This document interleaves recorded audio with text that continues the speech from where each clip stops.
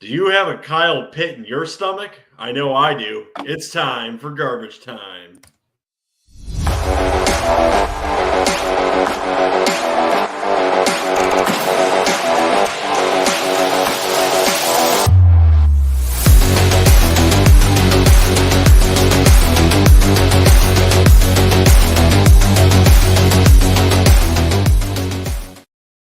Guys, welcome into Garbage Time Fantasy Football. Tonight we are recapping Week 4, the plethora of injuries, and what you can do about it. How are you doing tonight, Ron? Doing good. How did you do in Week 4?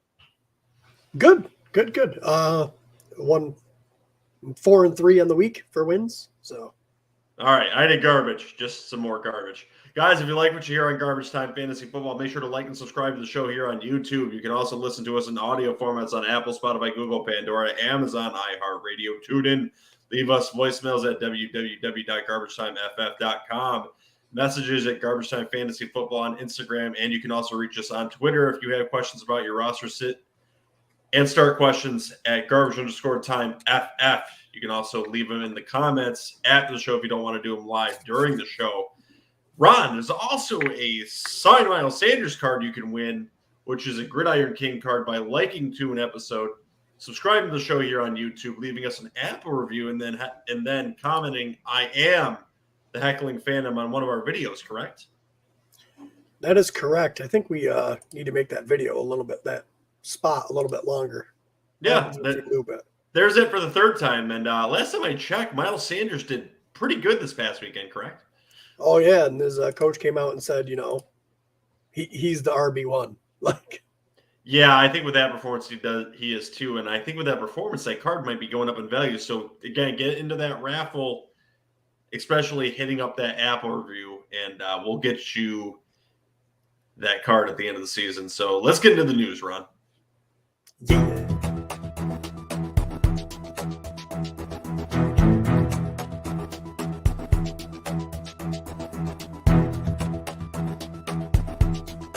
News updates.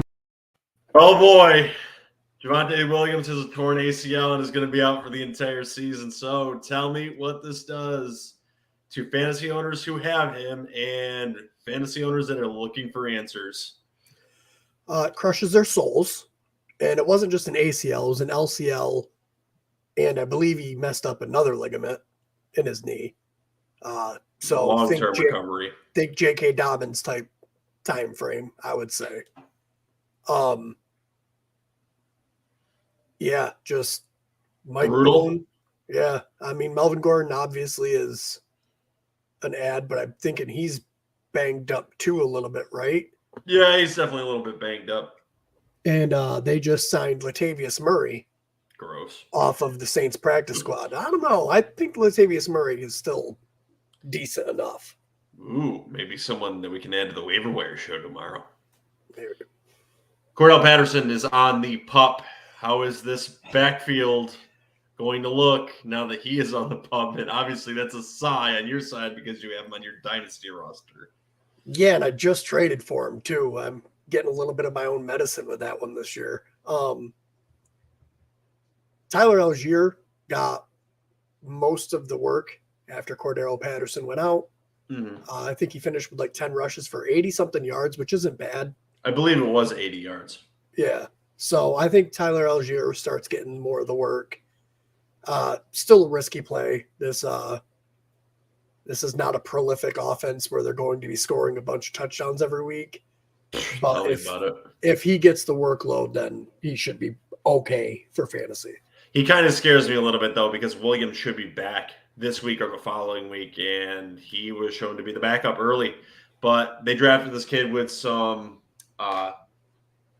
good draft capital, so we'll see what he ends up doing. Javonte Williams' x-rays are negative, and there's rumors flying around that he may be actually playing Thursday. Do you believe these rumors? Do you think they'll give him rest the 10 days for the following game after? What is the truth of the matter with Jonathan Taylor rolling into this week? Well, you said Javonte Williams at first, so yes, I meant Jonathan Taylor is the one with the x-rays that were negative. You wish Javonte Williams had negative x-rays. Right, yeah. It's hard. Even if he plays, you don't know if they're going to snap count him. You don't know if he goes out there and runs one time and re-injures it and then is out. It's really hard to play a running back on an ankle injury. But if they say he's playing, you really want to see him go off for 102 TDs on your bench. That's the problem with those high-end guys is if they're playing, you start them. Tua Tagovailoa will miss week 5 against the Jets. Is there any physical reason why you would potentially think about benching Jalen Waddle this upcoming week? No, I think Teddy Bridgewater is serviceable enough where it's going to be one of the two that have a good game. Tyreek, unbenchable. Tua missed half the game last week, and Tyreek still had a good game. That could very easily be Jalen Waddle next week.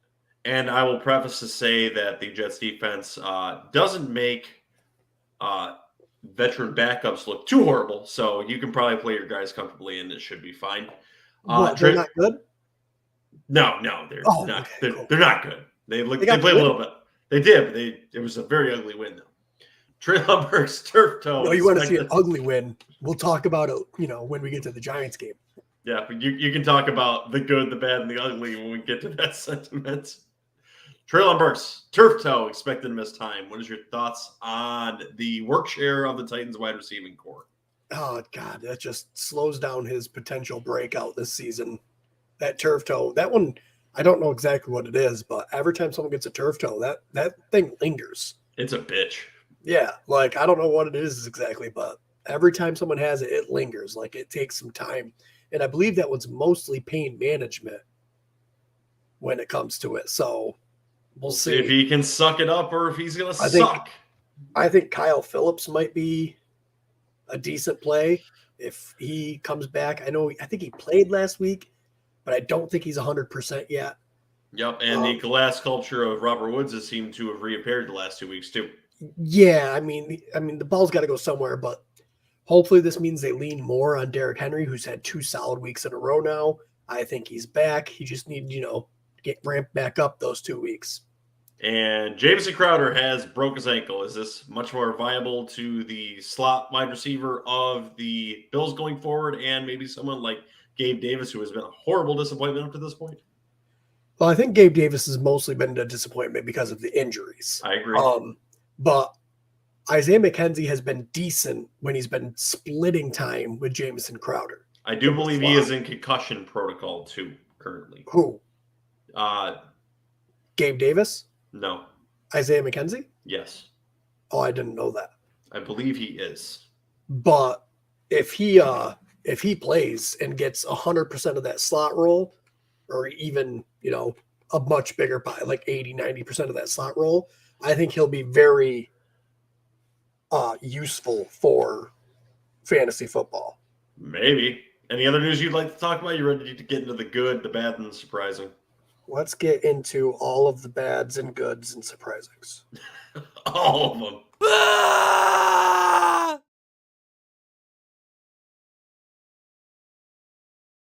You guys will get to retire that drop sometime when JJ actually finishes it.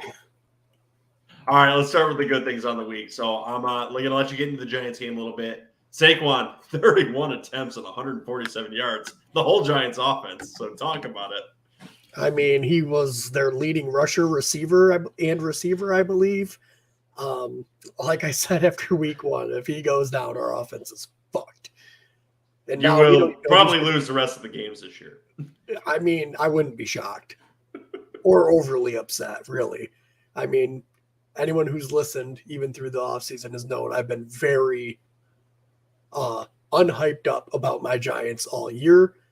I kind of want them to just position themselves to get one of these top rookie QBs coming out of the draft, but they've already kind of fucked themselves over on that one.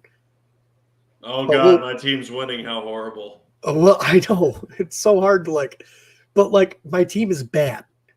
Yes, we're winning, but we're very, very bad.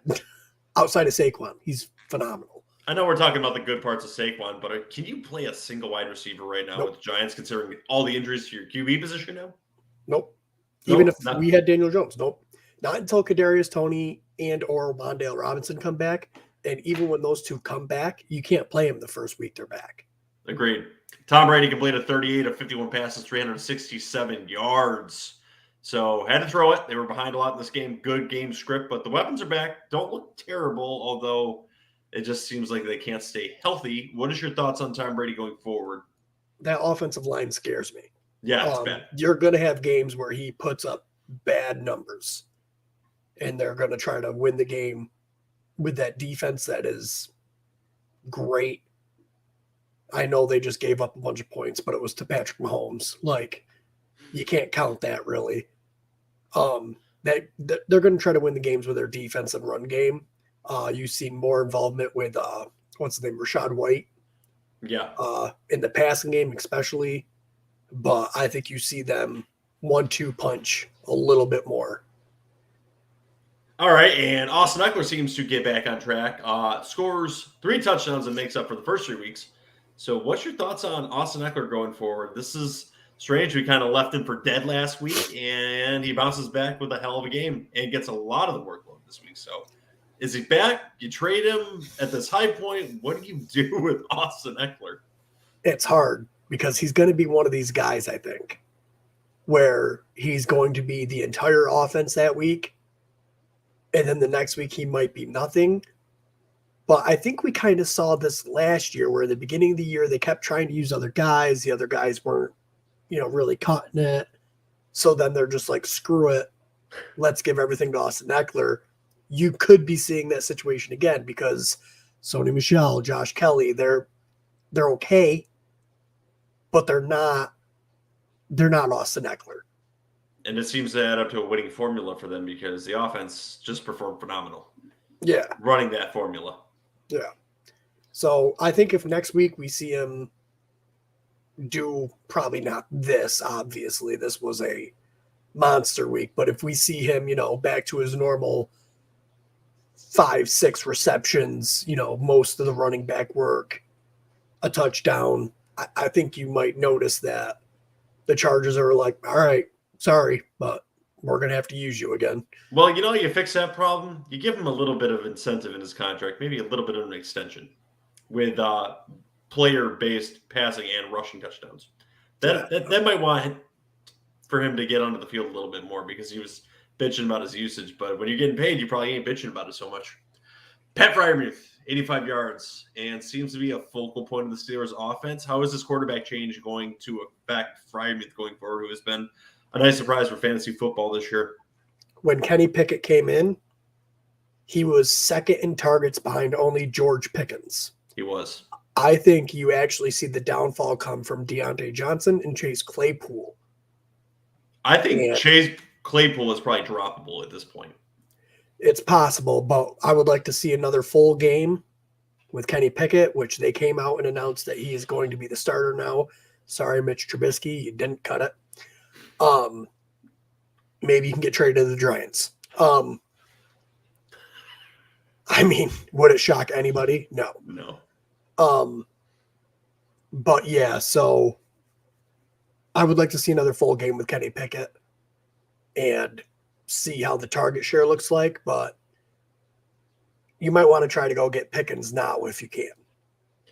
Justin Jefferson, the king of the wide receivers, is back, 147 yards and a touchdown. So apparently he rules London. Is this going to continue, or are we going to see some more weird weeks out of Justin Jefferson going forward? I don't think you'll see the down week that he just had before this week. 2 catches for 15 yards or whatever it was. That would be it. But, you're not going to get this every week. No. But 80, 90, 100 yards and a touchdown every week, it's not impossible.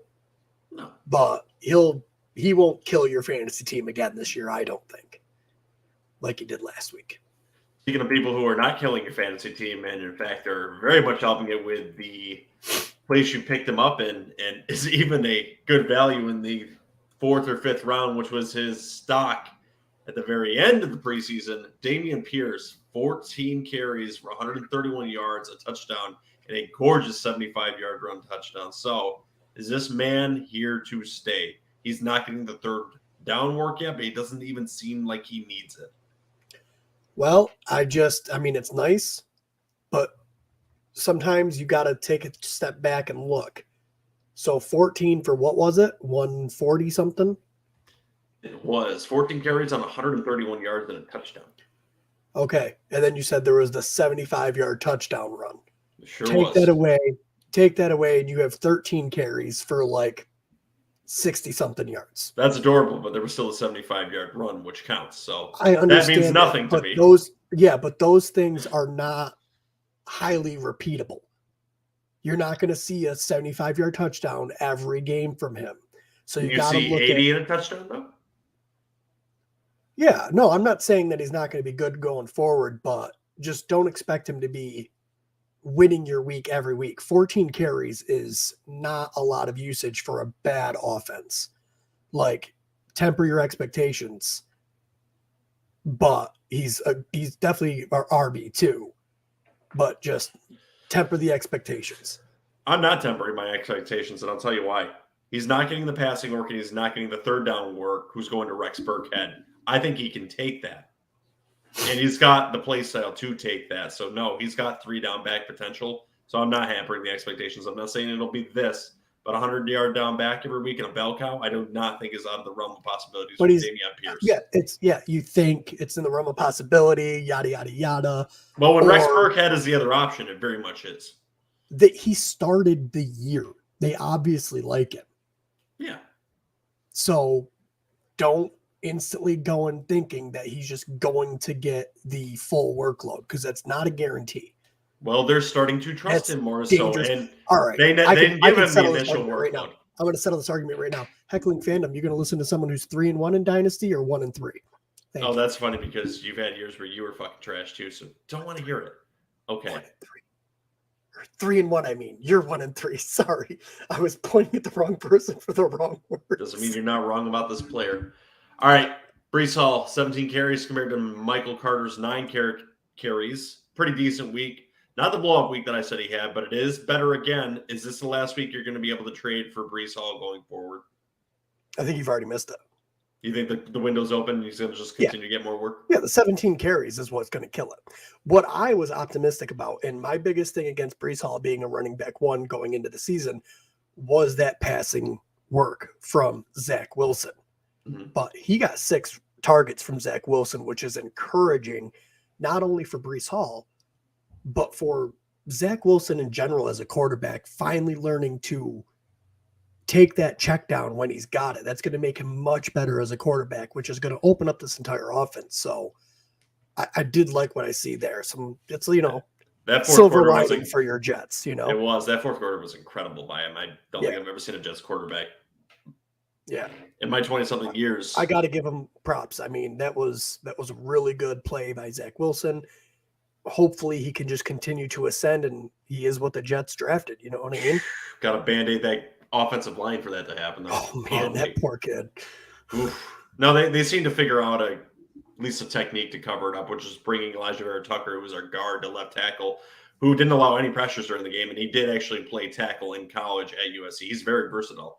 But the problem is now we your need left guard is is a backup. I mean, the left guard was a backup with the Eagles, and he wasn't that bad. I think this. I wonder when Mekhi Becton comes back if they plug him in at left guard.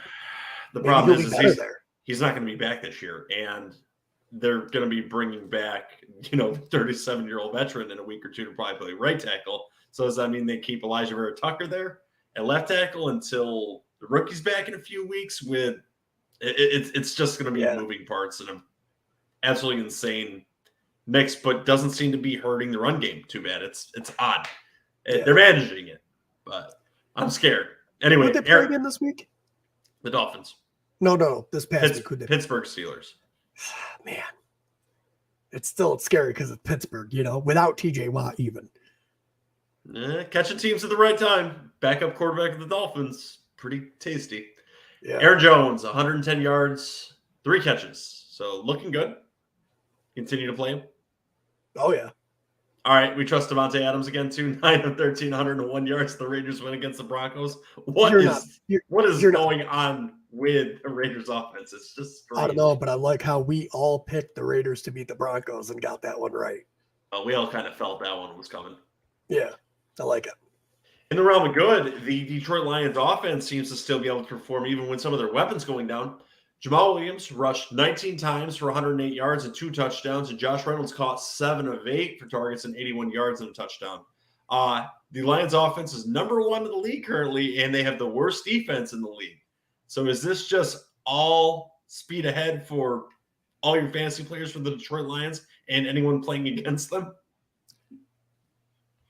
Yeah, I mean, Amon-Ra looked good before he got injured. You could see that, Jared Goff is playing well. And it's not like he needs that superstar wide receiver. He just made Josh Reynolds look like a superstar wide receiver. They've got 2 good running backs. They've got a great tight end.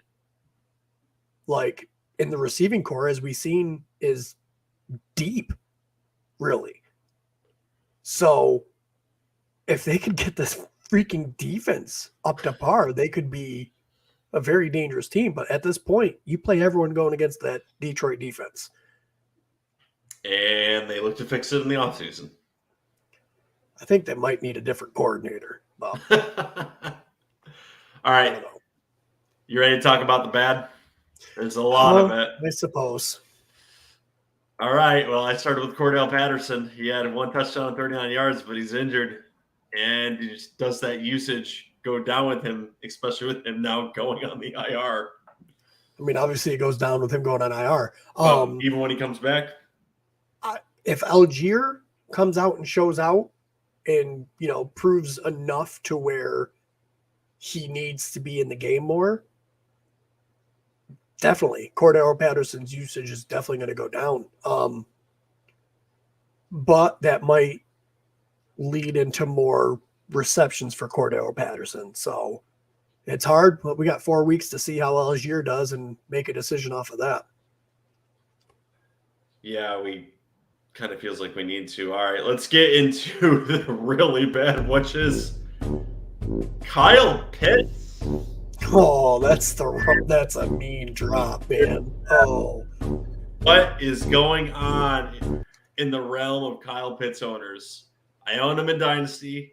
Can't move off him on the name. Still think he's going to be amazing at some point, but what the fuck can we expect from Kyle Pitts this season? He's got me on the edge of my seat, and panicking. So what do I do with Kyle Pitts, Ron Seymour? You hope Desmond Ridder comes in and can provide a spark to this offense that it desperately needs. But they keep winning freaking games somehow. And Awful, I think until that stops, you're not going to see Ridder. And I think he's going to be very boom or bust every week. And he's going to end up being tough to start.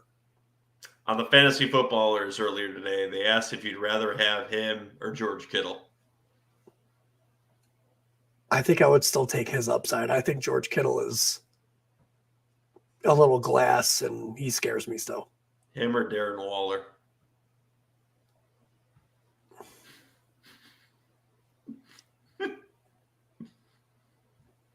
God, I don't know. Darren Waller, I think. Him or Pat Freiermuth? Freiermuth. 100% Freiermuth. All right. Should we be concerned about Drake London's 2 catches this week? Did you just say Drake?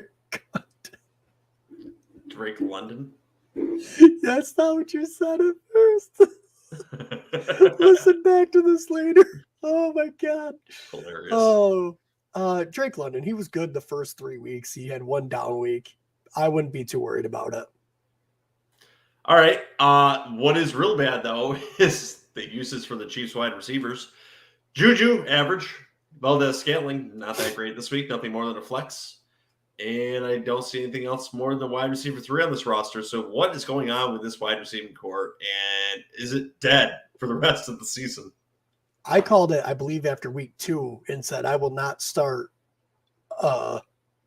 Chiefs wide receiver. I think Sounds accurate. I think they're going to, you see a lot of targets for the running backs, whether it be Edwards-Helaire, McKinnon, even Isaiah Pacheco started getting into the work this past game. But it's Travis Kelce. You know what I mean? very first thing we saw was Travis Kelce touchdown yesterday. So I think I said it after week 2, and I'll keep saying it till they prove me wrong. You don't want to take the chance on any of these wide receivers because you don't know who it's going to be from week to week. Okay. And is it time for Travis Etienne owners to start panicking? Because even in a game set where he got some touches and he got a lot of passing work, he wasn't highly effective. 8 times, 32 yards. He just seems out of place currently, and is not doing good for fantasy owners, especially with the stock that you took for him in fantasy draft. So what is a Travis Etienne owner to do? You sit him for now. I don't know if you cut him yet, because if James Robinson happens to go down, I think he's one of those high-end insurance backups to own. I mean, James Robinson didn't look great this week either. I mean, it was the Eagles defense. Yeah, so I mean, it'll take a little bit of that, but Etienne hasn't looked particularly great all year. I think he had one game where he was serviceable, but right now he's a bench. I don't think you could start him if you can possibly not. Mark Andrews caught 2 of 5 targets for 15 yards against the Bills this week. Why did he suck so bad? Weather, I would assume. It was a pretty weathery game. They got up a big lead at first, so they were probably trying to kill the clock. And J.K. Dobbins was a beast this game, so. And that's a very good, fair point, too. The week 1 matchup against the Jets, it was a weather game, and Mark Andrews didn't do that much. So I agree with that. And I'm upset that J.K. Dobbins was not included in the good category, or is he going to be in the surprising category? He's in the surprising category. Okay. Just make sure we give that boy some love. Oh, you're going to get to gloat all over him. Don't worry. Devontae Smith, 3 or 4 targets, 17 yards. Why the down week after being so good for the past few weeks? Because this Jaguars defense is sneaky good. You know, I think they're sneaky good. And you're going to have this with, he's not the number 1. He is the number. I'm not worried about him. Not worried about him going forward? No. Are you worried about Amari Cooper or Devontae Smith, both under 4 catches? Nope. You're not worried about either one of these two? Amari Cooper or Devontae Smith? No. Sorry, Deontay Johnson. Deontay Johnson, yes. Amari Cooper, no, because he's clearly the number 1, and he's had 3 good weeks. Or I think week 1 was a little rough, but 2 really good weeks, and I think he'll get back. Okay. But Deontay Johnson, I laid out with the Kenny Pickett thing. It could be Freiermuth and Pickens. All right, and are we just holding fast with Gabe Davis and still plugging him into your lineup even though he's been injured? Or is he going on the bench currently? 1 of 3, 13 yards. If you have the options to bench him, I would bench him till he's fully healthy. Or at least until he shows you that he can be fully healthy. Like you said, though, with Jamison Crowder going down, Isaiah McKenzie's in concussion protocol.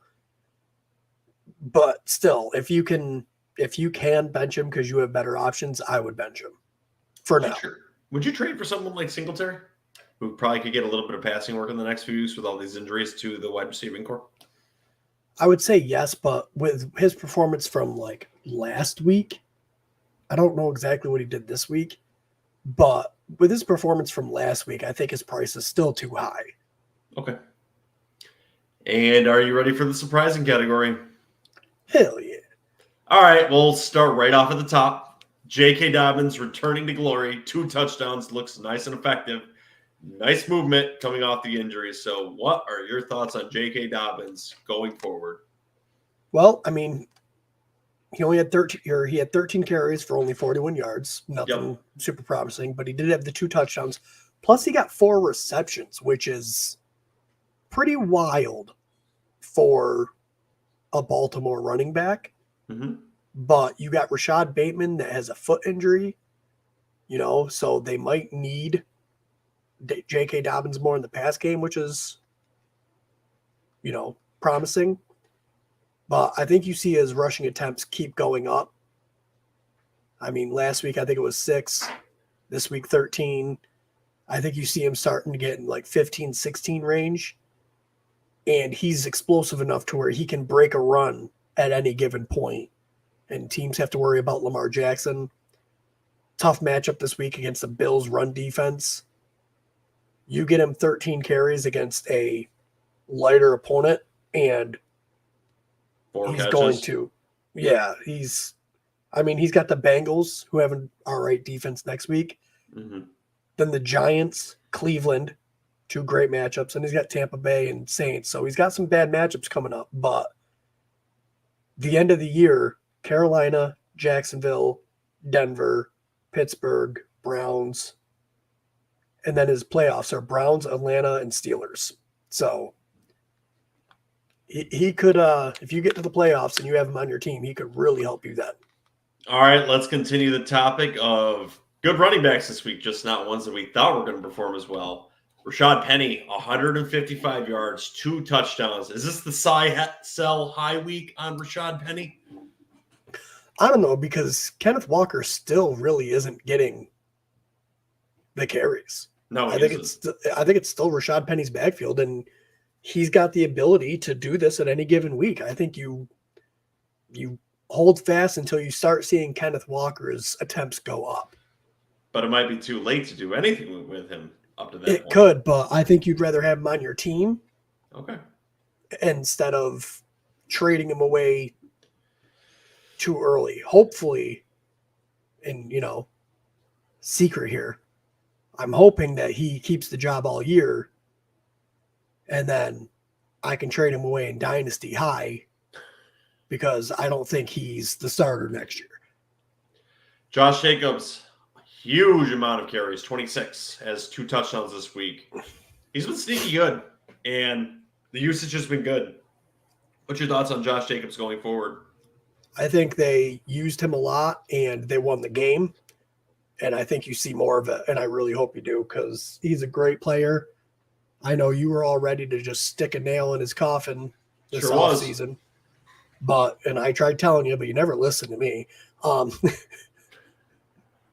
But no, like, he's a really good player, and I think they should really utilize him more often. I mean, they did this week, and it got them the win. I mean, it was against the Broncos, but yeah, Broncos country, let's ride. All right, TJ Hawkinson's career game, 179 yards and 2 touchdowns. Can he do that more often? I can't hear you. TJ Hockenson? Can you still not hear me, Ron Seymour? You keep talking, but I can't hear you. I sure can hear you. Let's see what's going on there. Is it you or is it me? All right, for some reason Can you this hear one me stopped now? working. Yeah. Ron, can you hear me? Yeah, I can hear you. Can you hear me? I can't hear you. What in the blue hell? That is very strange. What Give is us happening? 1 second, Heckling Fandom. We are having some technical difficulties. We're experiencing technical difficulties. It says my thing is working. I totally cannot hear you. It says it's working. Give us 1 moment. Are you sure it's not? Are you sure it's not you? I think it's you. Because I can't hear you now at all. I mean, I can hear the sound coming through my headphones, even when I adjusted the volume too, dude. How about I can hear you now? Hold on. I'll remove myself and log back in. You stay then, okay? It's so weird you can't hear me. I can hear you. I don't know what's happening, Heckling Fandom. We got technical difficulties.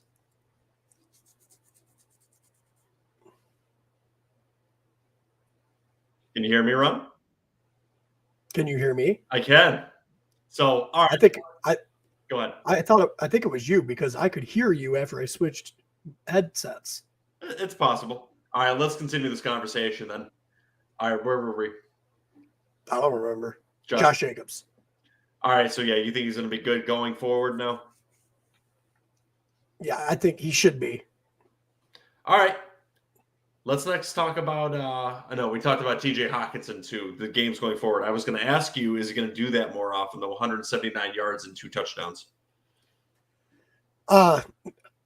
Depends, because I think when Amon-Ra and DeAndre Swift DJ Chark come back, you see his usage go down. He might be someone you might want to try to trade high, because the first 3 weeks he really didn't do a whole awful lot. And I think he's very dependent on all those other pieces being missing. Okay. And what is your thoughts on Darnell Mooney's breakout game, 4 for 5 and 94 yards? I wouldn't call that a breakout. He had 4 catches. I had air quotes, but you were looking at your TV. Oh, well, there's a game on. Yeah, no, I don't. It's encouraging to finally see him getting some targets, but one of those catches, again, I know you hate this because how dare I bring up big plays, but one of his catches was like a 40-yard bomb down the field against the Giants defense. So it's not anything I trust. Which, believe it or not, happens in football once in a while. George Pickens. Once in a while. George Pickens, 102 yards. Is this going to be a norm going forward with him?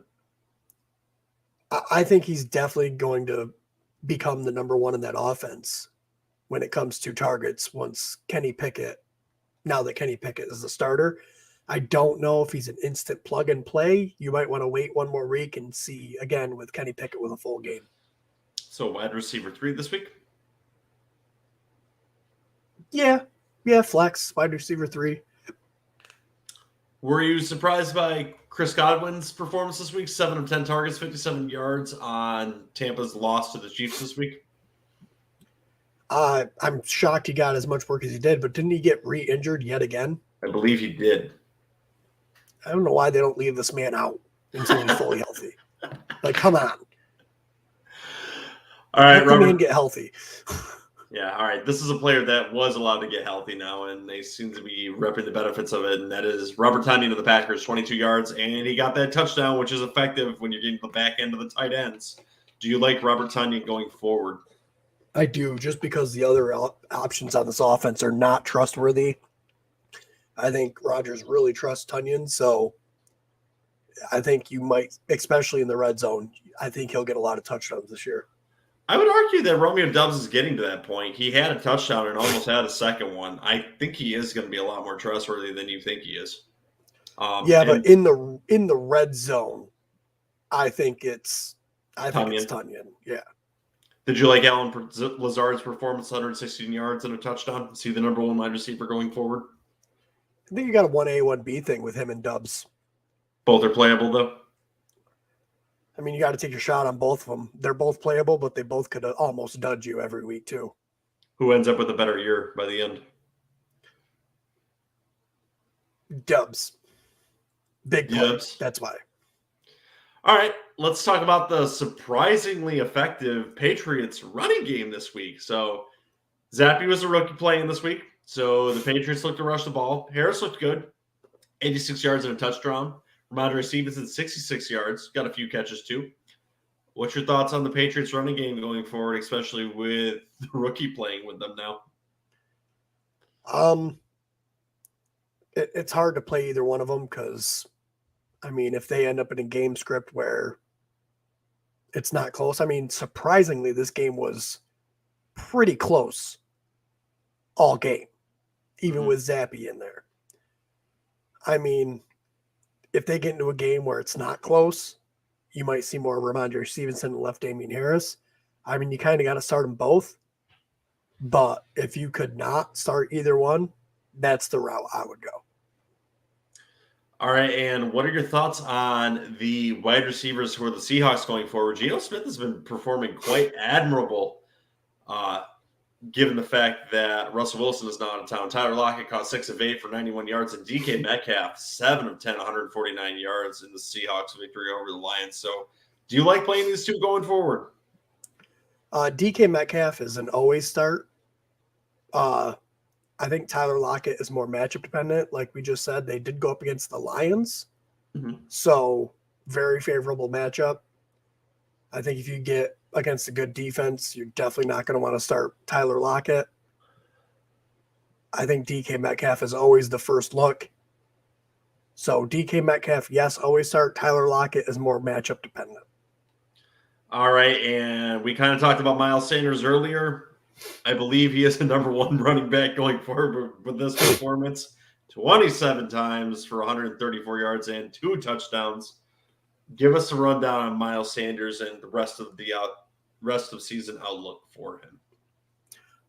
You're going to get a lot of games where, I don't know, he almost gets phased out, kind of like you saw last week, where, if they get a big lead, they're going to bring in the other guys. But if you get into neutral game scripts where they have to keep trying to keep the lead and everything, I think those are the best ones for Miles Sanders, where they don't have to be one-dimensional and they're not playing with a giant lead. Okay, and this is a little bit of a hedge on tomorrow, but Alex Pierce went 4 of 6 for 80 yards. Is he someone you're looking to claim off waivers this upcoming week? Yeah, I think he's worth a bench stash. I mean, that offense scares me because I have no idea what they're going to look like without Jonathan Taylor potentially for, 1 week. And I wouldn't be shocked if it was more than 1 week. I've been seeing high ankle sprain go around. I don't know how true that is, but. And last question I got for you. Any viability to Corey Davis? He's quietly had a pretty good season, 5 of 7. 74 yards and a touchdown, kind of was the go-ahead number 1 wide receiver for the Jets in that fourth quarter. Do you like him, Garrett Wilson, or Elijah Moore going forward? It kind of seems like the trio is staying even with each other right now. The good thing about it is the Jets project to have to come back a lot. Yes. They don't have a great defense, so they're going to, and their offense looked good, but it's not prolific. You know what I mean? They're choppy. They're not going to go toe to toe with the likes of like Patrick Mahomes. No. So you foresee them having a lot of comeback plays. So it's kind of nice to have those guys on your team because of the overall potential of having, 12, Wilson throwing it 50 times a game. Are you projecting a lot of garbage time this upcoming weeks with the Jets? Probably. I mean, but the only problem is if, Zach Wilson falters and his targets come very shitty and stuff like that, then you got some bad players on your lineup. They're hard. They're hard to gauge. But I think every single one of them needs to be on a roster right now, at least. And do you trust Tyler Conklin? Another good week. He's a weird player. I really hate Tyler Conklin just because, I know as soon as I buy in on him, he's going to be gone. And it's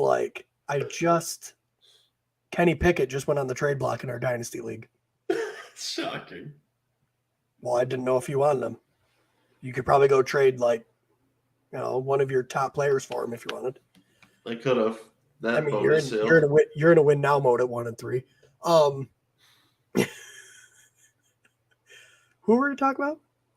Oh, Conklin. No. Oh God, Conklin. I don't know. I can't buy into it. But I should. Right. But I should buy into it. But I know as soon as I buy into it, he's done. All right. Anything else you want to talk about with the Heckling Fandom before I go through the end of the show spiels? No. End of the show it up. All right, guys. Again, if you want to win the Miles Sanders Gridiron King autographed card, all you have to do is like and subscribe to the show here on YouTube.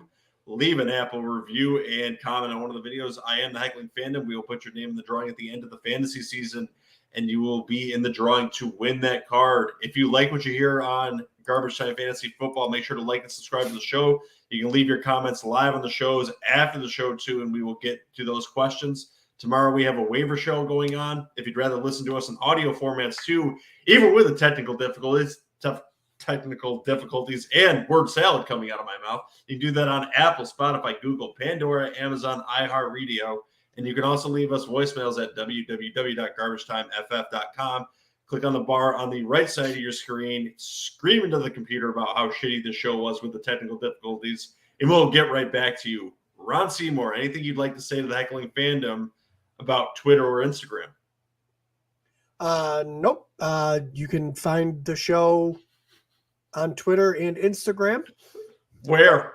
Different places. No, Twitter is at garbage_time FF, and Instagram is just garbage time fantasy football. So proud of you. And you can find me at HSSI Fantasy. All right, guys. I'm glad That's that Ron Seymour finally knows what the damn handles are. And with that, have a great night and join us on the waiver show tomorrow because we all know I'm going to need it. So I'll be paying close attention. Have a good night, guys.